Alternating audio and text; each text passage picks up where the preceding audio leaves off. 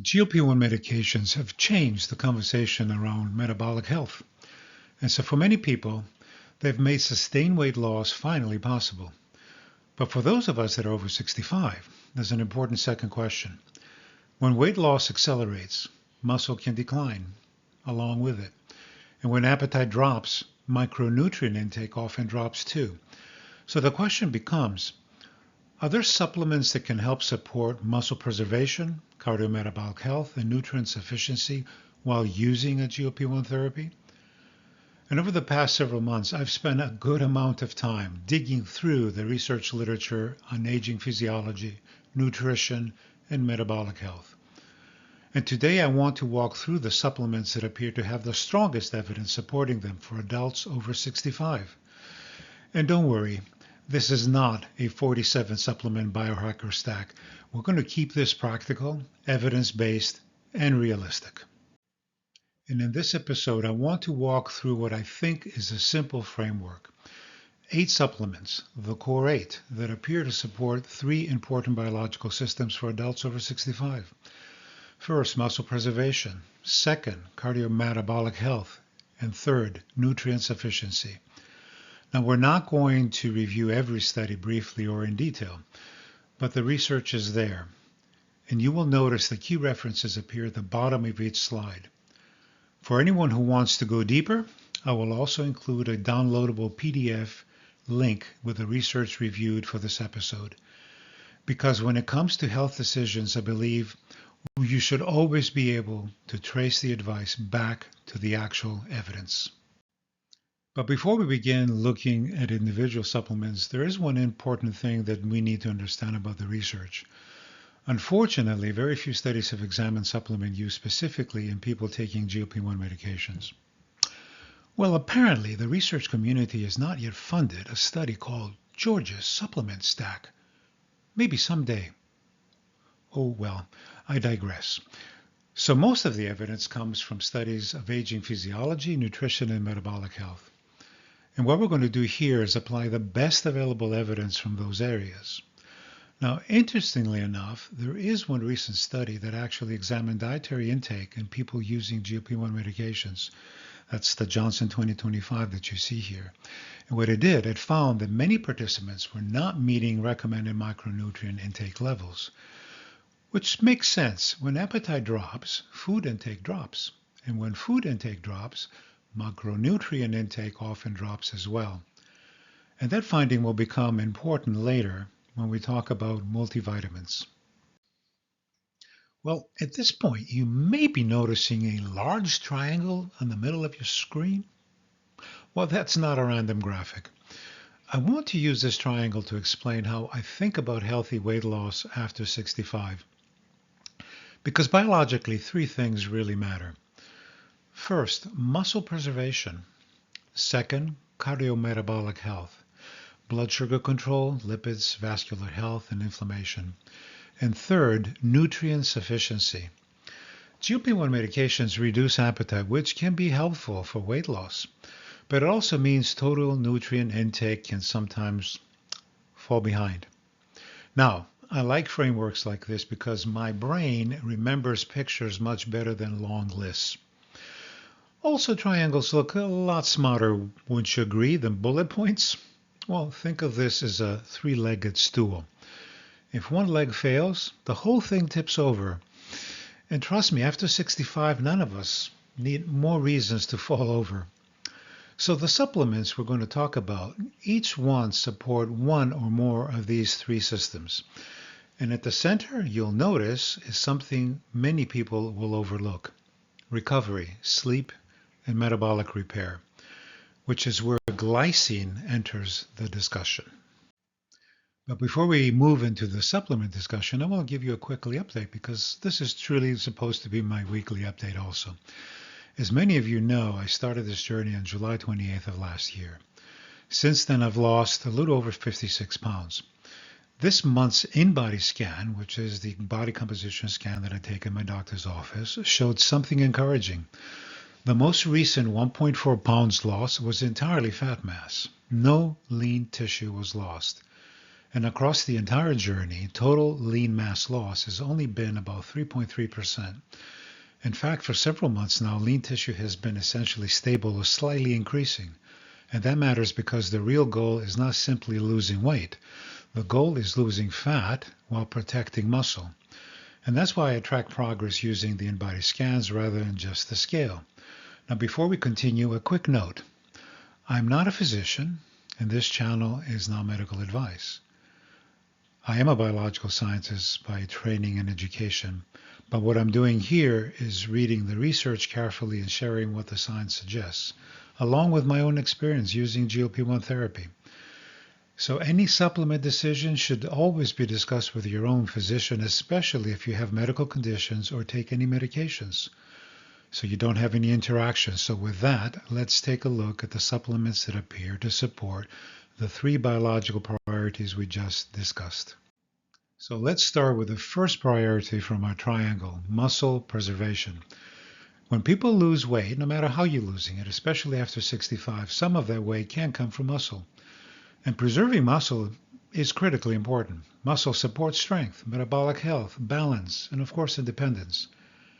One of the most studied supplements from supporting muscle is creatine. Creatine helps muscles produce energy during higher intensity activity like resistance training. And research in older adults show that creatine can improve strength and help preserve lean muscle mass when combined with resistance exercise. Now, creatine has been studied for decades and overall has an excellent safety profile in healthy individuals. It has been around long enough so that if it was dangerous, we probably would have figured it out by now. Athletes have been using it for about 30 years. For muscle support, a typical dose is about 3 to 5 grams, perhaps a little more per day. And personally, I think it makes sense to first start at a lower dose and gradually increase over time.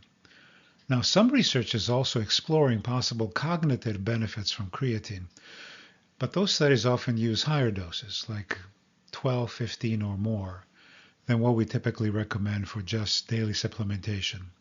So for most people, the goal here is really muscle preservation and metabolic support.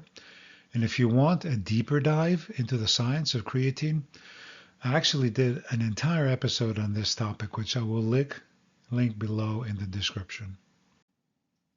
So let's stay with the first leg of our triangle, muscle preservation. The next supplement is called HMB. HMB is a metabolite of the amino acid leucine. Now, leucine is one of the key signals that help stimulate muscle protein synthesis. But HMB appears to work a little differently. Instead of mainly stimulating muscle growth, HMB seems to help reduce muscle protein breakdown. So you can think of it as like protecting the muscle you already have.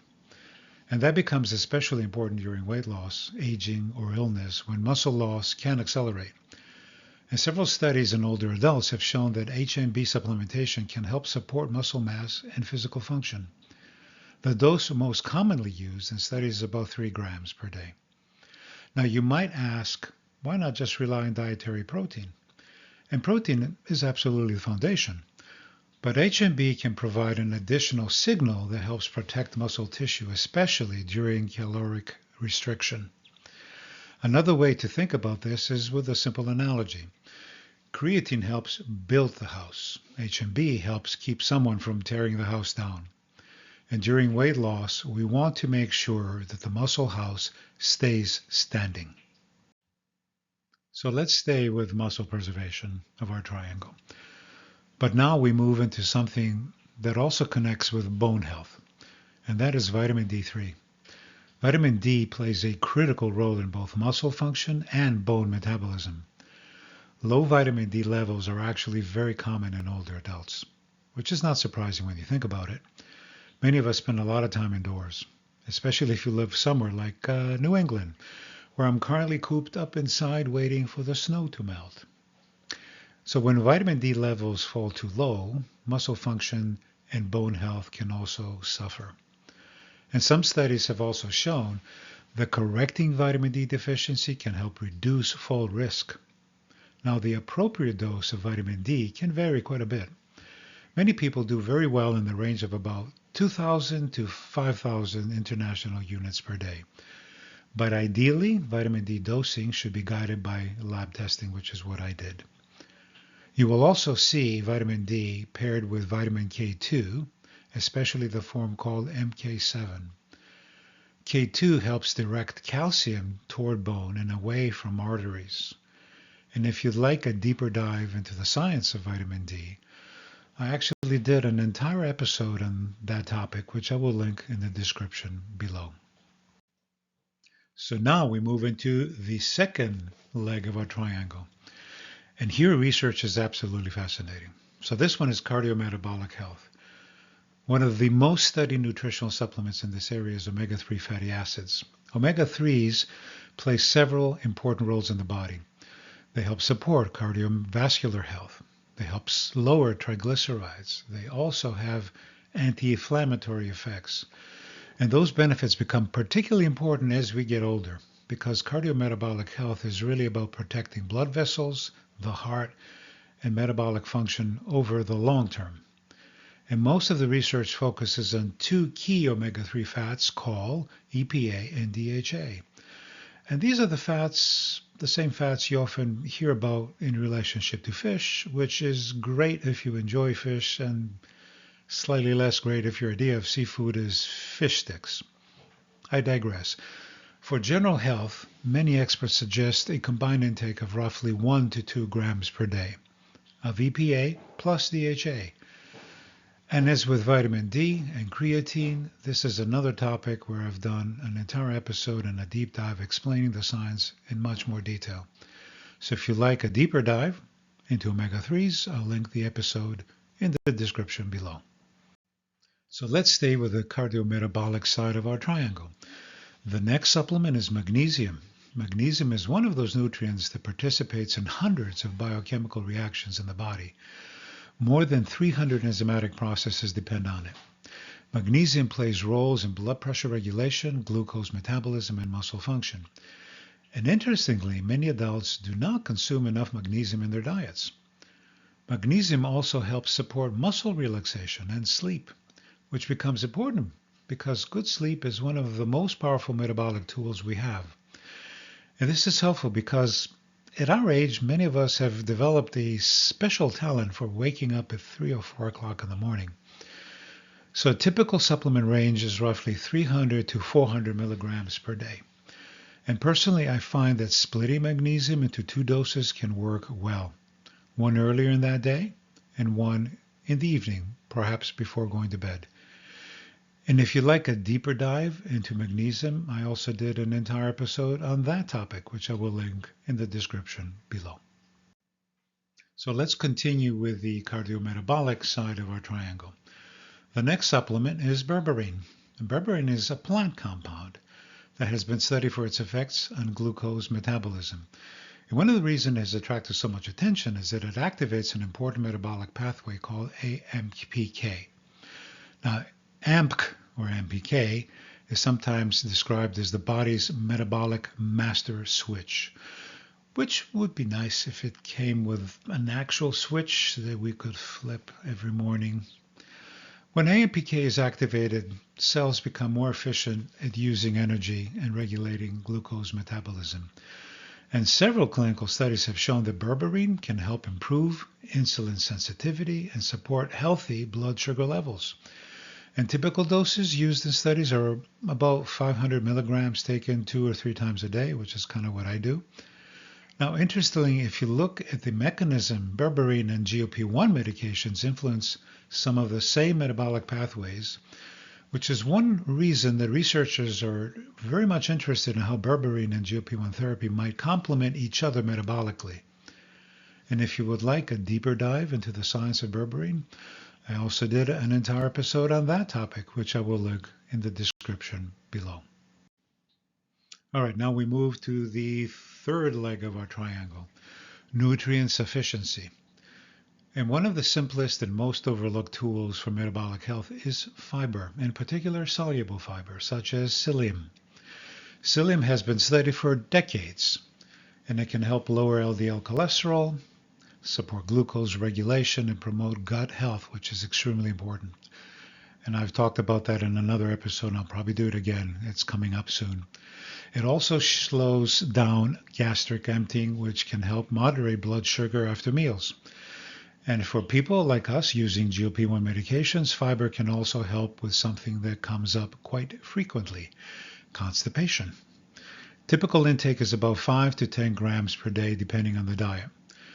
And fiber is one of those things everyone knows they should probably eat more of, but somehow it ends up on the list right after cleaning out the garage. I'm kind of crack myself up here. And if you're noticing a bit of a pattern here, you're correct. I actually did an entire episode on fiber and its role in metabolic health. So if you'd like a deeper dive on that topic, I will link that episode in the description below. And now we come to the center of our triangle, recovery.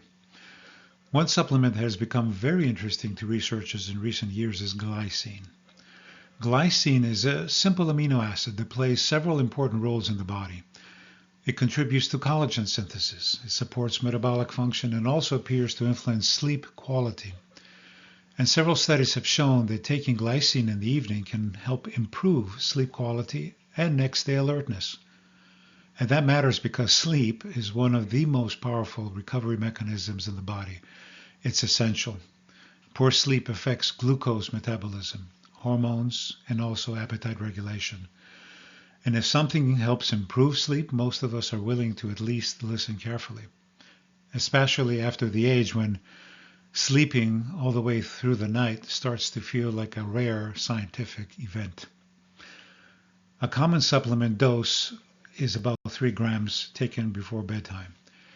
Glycine is also interesting because it supports multiple systems at the same time, which is why I placed it in the middle of our triangle.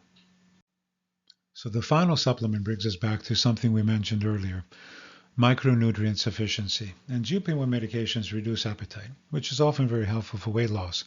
But when appetite drops, total food intake usually drops as well. And when food intake drops, micronutrient intake can sometimes fall below recommended levels. In fact, one recent study, and this is really the only study that exists, examined dietary intake on GLP-1 users and found that participants were not meeting several micronutrient RDAs. And that is one reason many researchers consider a multivitamin to be a reasonable safety net, not as a replacement for healthy food, but as a form of nutritional insurance. You hope you don't need it every single day, but you're surely glad it's there just in case. And also there has been some very interesting research in older adults suggesting that daily multivitamin use may support certain aspects of cognitive function, which is an area scientists are continuing to explore. And the key point here is simple. When appetite is reduced, we want to make sure nutrient intake does not fall too far behind.